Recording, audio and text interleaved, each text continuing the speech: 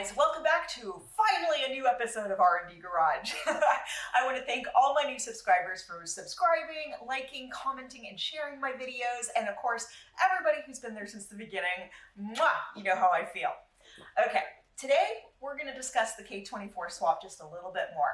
We're going to discuss teardown, how to store, and a lot more. So stay tuned, we're about to have some fun. Okay guys, first up, storage. So if you're like us, you're not going to break it down in the very near future. You want to put your motor in a safe corner of your garage, of your house, I know it happens, of your warehouse, your shop, wherever you are.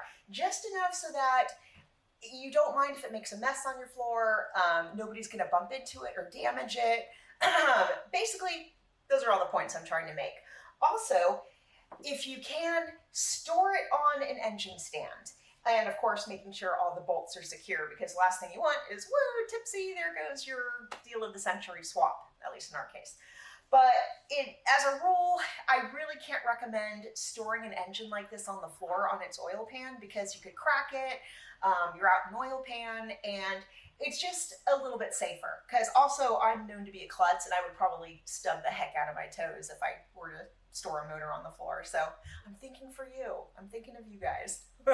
Okay, let's move on. Okay, so when you're storing an engine, you'd think, maybe I should drain all the fluids. That actually isn't as good an idea as it sounds, because you could get some cracking in there, like maybe your seals will start drying out and cracking, and so it's best just to kind of leave what fluid's in there, for the most part, alone. And you can see we have obviously a lot of open holes here in the motor, you know motors.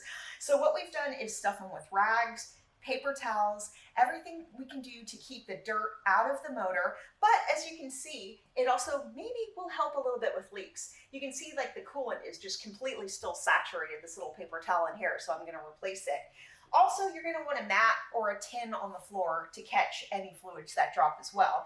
Again, I'm looking at you, coolant. Okay, moving on. Okay, a good rule of thumb is don't start your tear down process until you're ready to really start tearing things down.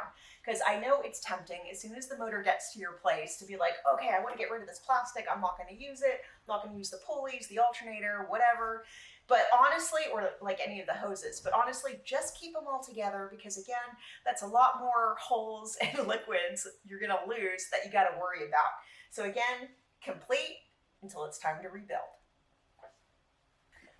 Okay, so we all have that one friend who doesn't have room for the motor swap in his house or garage, and so he puts it in the side yard, or she, with a garbage bag over it. Okay, I can't support this. I'm sorry.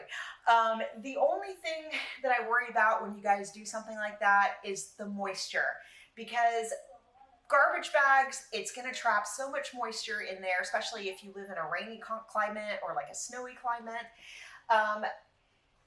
Okay, but if unfortunately you do have to actually put your motor in the yard with a bag over it, do me a solid and your motor a solid, and go ahead and pull out those spark plugs, seal everything in like just a good oil-based liquid like WD-40, engine oil, you know, something just to make sure everything is well lubed, because you will get a ton of rust. You may get like mud in your engine, just any liquid that's not supposed to be in your motor, you may end up getting. So, word of caution.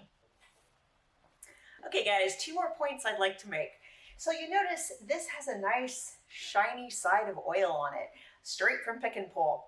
So a lot of people will go out, buy their motor swap, hose it off, and then store it. No.